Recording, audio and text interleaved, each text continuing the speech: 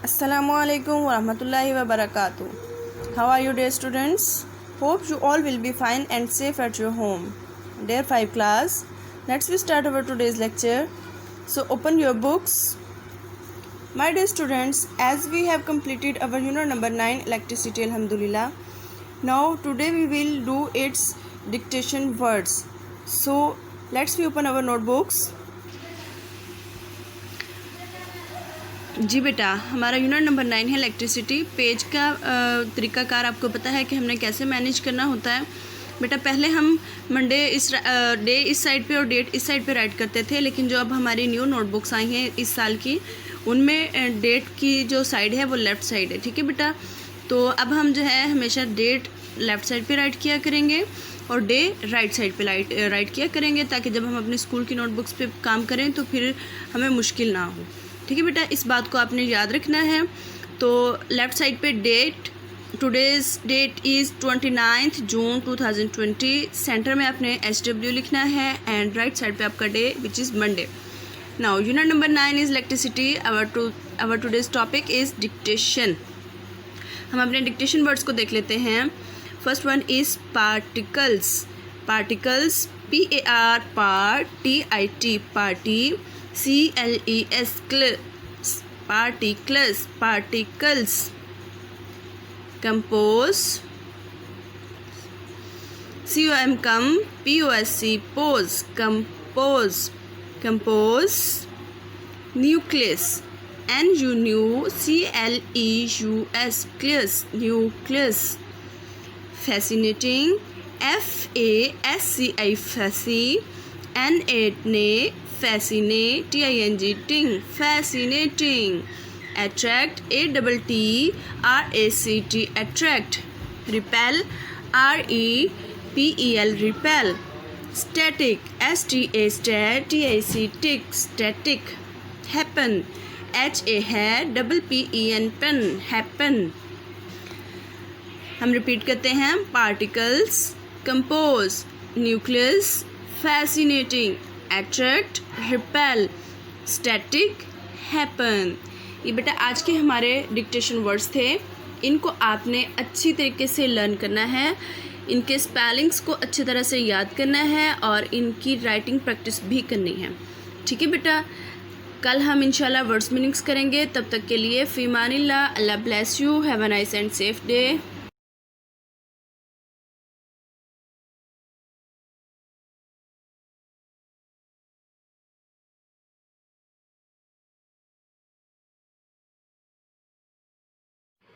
अस्सलाम वालेकुम 5 class. I hope you all are fine at home. मैं उम्मीद करती हूँ मेरे सब प्यारे बच्चे अपने घर में ठीक ठाक और खैरियत से होंगे।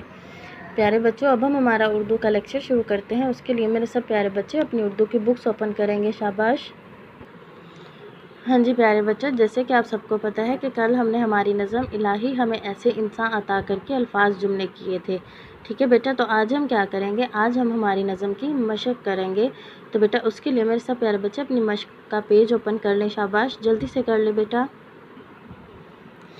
हाँ जी प्यारे बच्चों, हमारी मशक का सवाल नंबर 3 है। दुरुस्त जवाब पर टिक का निशान लगाएं। क्या है कि बेटा हमें हमारे इस जुमले के मुताबिक 4 ऑप्शन दिए गए होंगे। जो इस जुमले के साथ सही होगा, जो इसका सही जवाब होगा, हम उस पर टिक का निशान लगाएंगे। ठीक है बेटा, अब हम हमारा पहला जुमला पढ़ लेते हैं। अलिफ, दिलों में फ़कत हो। क्या है कि दिल में सिर्फ, फ़कत कहते हैं बेटा सिर्फ को। तो बेटा क्या है, उन्होंने क्या कहा है कि दिल में सिर्फ और सिर्फ क्या होना चाहिए। तो बेटा इसके ऑप्शन है नंबर 1 मालो दौलत की मोहब्बत, नंबर 2 वतन की मोहब्बत, नंबर 3 जान की मोहब्बत, नंबर 4 बच्चों की मोहब्बत। तो बेटा अब इसका सही ऑप्शन क्या बनता है, आप खुद देखें। हमारे दिल में मालो दौलत की मोहब्बत होनी चाहिए कि हमारे दिल में पैसे की मोहब्बत हो, या हमारे दिल में हमारी जान के लिए मोहब्बत हो कि बेटा हम हमारी जान की हमारे वतन पर कुर्बान करने के लिए या अल्लाह की राह में कुर्बान करने के लिए मना कर दें कि नहीं, हम अल्लाह के लिए जो है वो अपनी जान नहीं कुर्बान करेंगे या वतन के लिए अपनी जान कुर्बान नहीं करेंगे।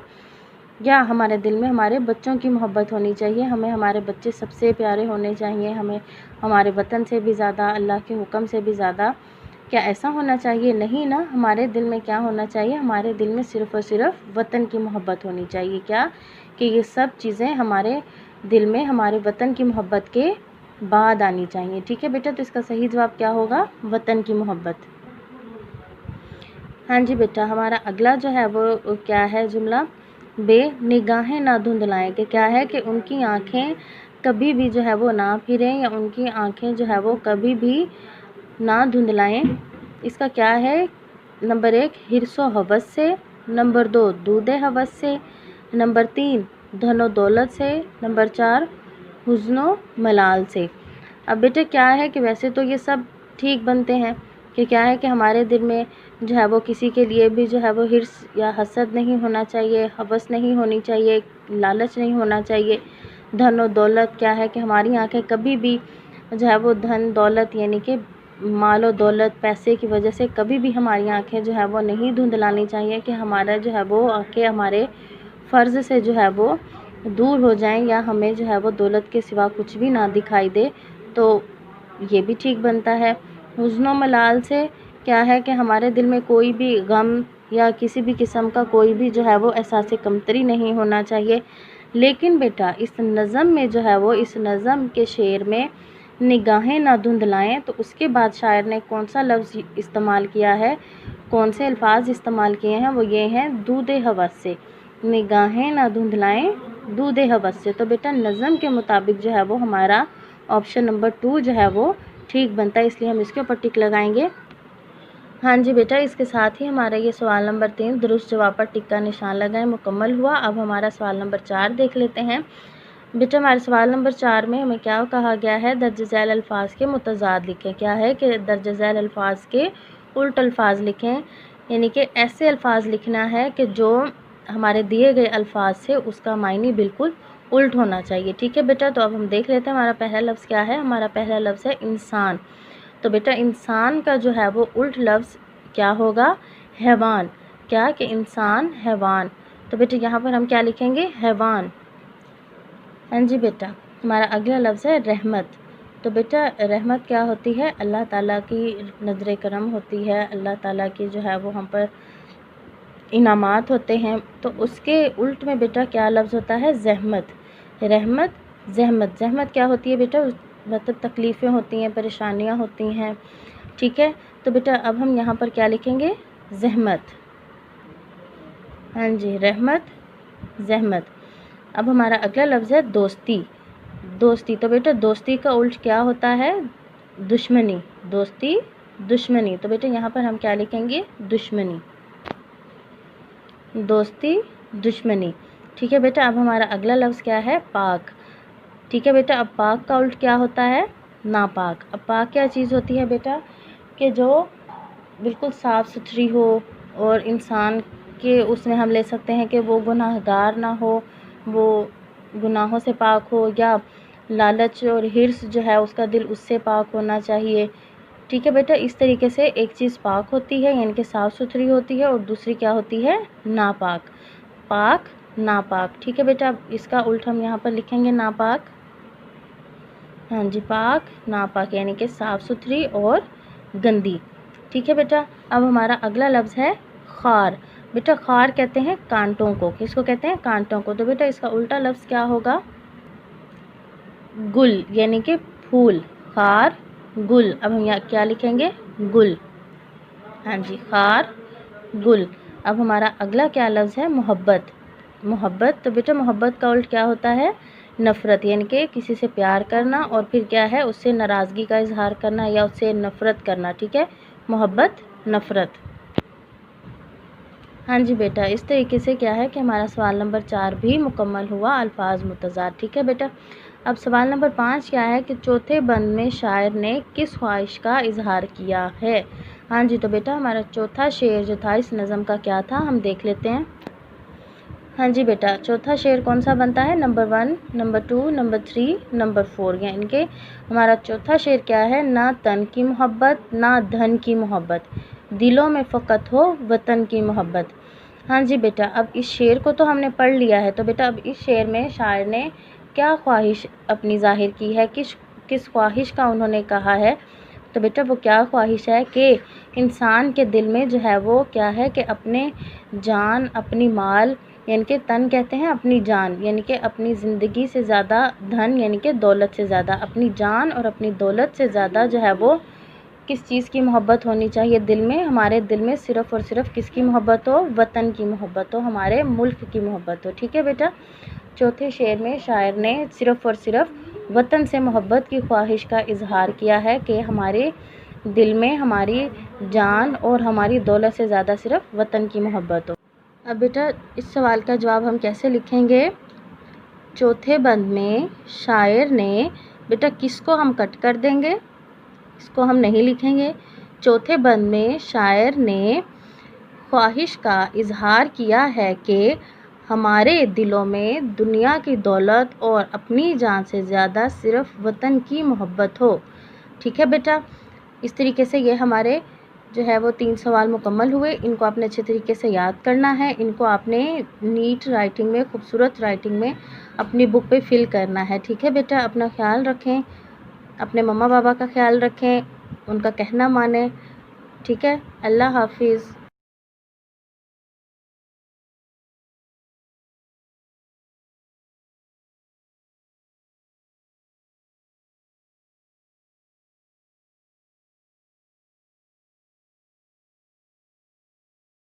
Assalamualaikum warahmatullahi wabarakatuh. How are you dear students? Hope you all will be fine and safe in your homes. Let's we start our maths. Open your books.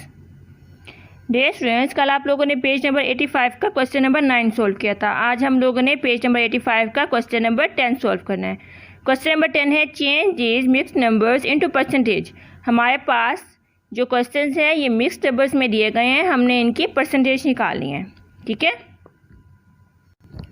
First of all manager page manage करने के लिए आपने date और day write करना है। What is day today? Date is 29 June 2020 and day is Monday. ठीक है। दरमियान में आपने होमवर्क राइट करना है। Page number 85 question number 10। Question number 10 है change this mixed number into percentage. हमारे पास ये मिक्स्ड नंबर में दिया गया है क्वेश्चन, हमने इसकी परसेंटेज निकालनी है। ठीक है बेटा। अब इसको आपने किस तरह से सॉल्व करना है? आपने क्या करना है, आपने जो नीचे वाली हमारे पास वैल्यू है आपने 7 वाली वैल्यू से मल्टीप्लाई करना है। ठीक है। किस तरह से सॉल्व करते हैं? नीचे वाली वैल्यू को 7 वाली वैल्यू से मल्टीप्लाई करते हैं और ऊपर वाला हम उसे में ऐड कर देते हैं। ठीक है। अब हमारे पास ये 4 है, आपने इन दोनों को क्या करना है, इन दोनों को आपने मल्टीप्लाई कर देना है। जो आंसर आएगा, अब 4 को 4 से मल्टीप्लाई करें क्या आता है? 4 4 जा 16। हमारे पास आंसर क्या आया है? हमारे पास आया है 16।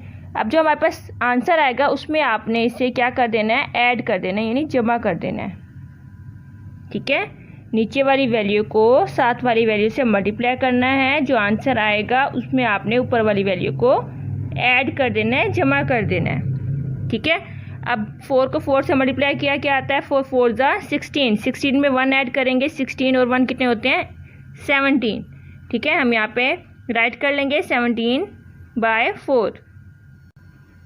हमने इसे यहाँ पे राइट कर लिया 17/4। अब परसेंटेज में चेंज करने के लिए हम क्या करते हैं, हमने जो नीचे वाली वैल्यू होती है उसे हमने 100 बनाना होता है। ठीक है। 100 बनाना होता है तो हम क्या करेंगे, 100 बनाने के लिए हमने 4 को ऐसे नंबर से मल्टीप्लाई करना है कि हमारे पास 100 बन जाए। तो 4 को अगर आपने 4 का टेबल आपने याद किया हुआ है, 4 10 क्या होता है? 40। ठीक है। 100 की नहीं समझ आएगी ना, क्योंकि बहुत छोटा नंबर है। तो आप क्या करेंगे, 100 को अंदर रख के 4 पे डिवाइड कर देंगे। ठीक है। जब डिवाइड करेंगे, डिवाइड करने के बाद हमारे पास जो आंसर आएगा, इसका मतलब है हम 4 को उस नंबर से मल्टीप्लाई करें तो हमारे पास आता है 100। ठीक है। अब हम डिवाइड कर लेते हैं। यहाँ देखिए ये हमारे पास है, हमने 100 को अंदर राइट किया है, 4 को हमने बाहर राइट किया हुआ है। ठीक है। 100 को अंदर राइट किया हुआ है, 4 को बाहर। अब 4 को हमने इसे ऐसे नंबर से मल्टीप्लाई करना है कि हमारे पास 10 से कम आए। ठीक है। 4 2 जा 8, 8 आ गया। अब 10 में से हमने 8 को निकाला, हमारे पास रह गया है यहाँ पे 2। ठीक है। 2 4 बड़ा है, 2 छोटा है, हमने 0 को 7 उतार लिया, ये हो गया 20। अब आपने 4 को ऐसे नंबर से मल्टीप्लाई करना है कि हमारे पास 20 है। हमने किया 4 को 5 से मल्टीप्लाई, 4 5 जा 20। हमारे पास क्या आंसर आया? 25। इसका मतलब हम 4 को 25 से मल्टीप्लाई करें तो हमारे पास आता है 100। तो हम मल्टीप्लाई करके भी चेक कर लेते हैं कि 100 आता है या नहीं। ठीक है। ये हमने 4 को 25 से मल्टीप्लाई किया, 4 5 ज़ा 20, 0 2 पर कैरी कर दिया, फिर 4 को 2 से मल्टीप्लाई करेंगे, 4 2 ज़ा 8, 8 में 2 ऐड करेंगे, 8 9 और 10, ये हमारे पास 100 आ गया।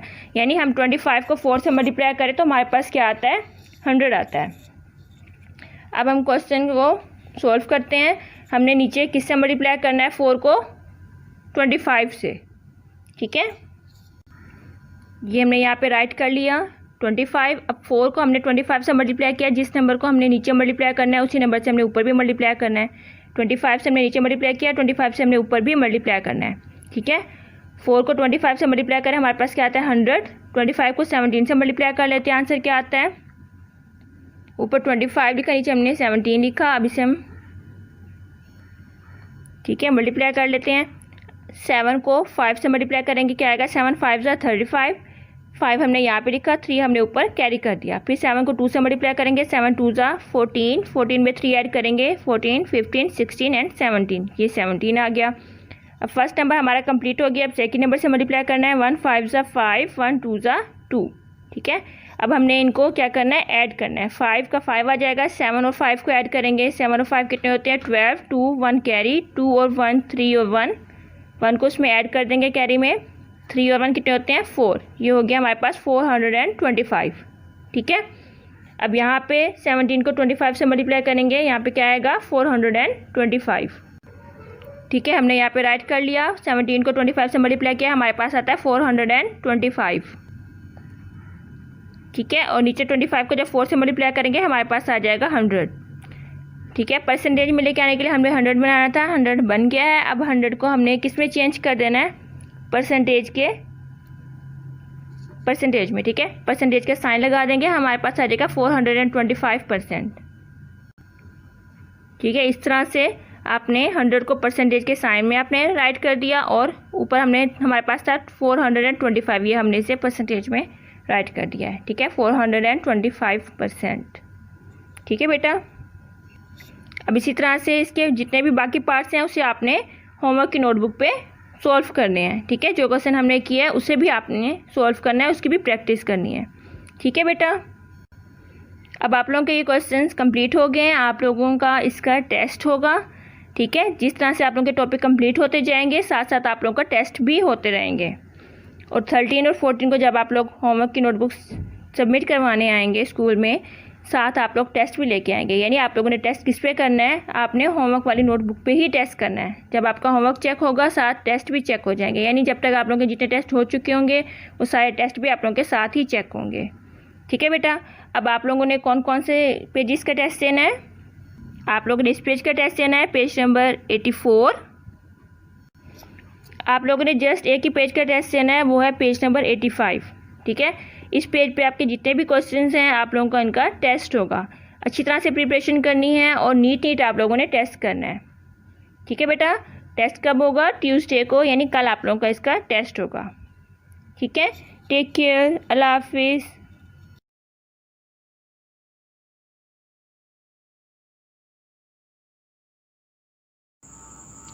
Assalamualaikum 5th class. Hope you all are fine and safe in your homes. Let we start our period of English. Open your notebooks. Today our topic is questions and answers. Manage your notebook. Write the day and date. Unit is the foolish mouse and a naughty frog, and the topic is questions and answers. Question number 1 is, why did the frog tie the mouse foot to his own?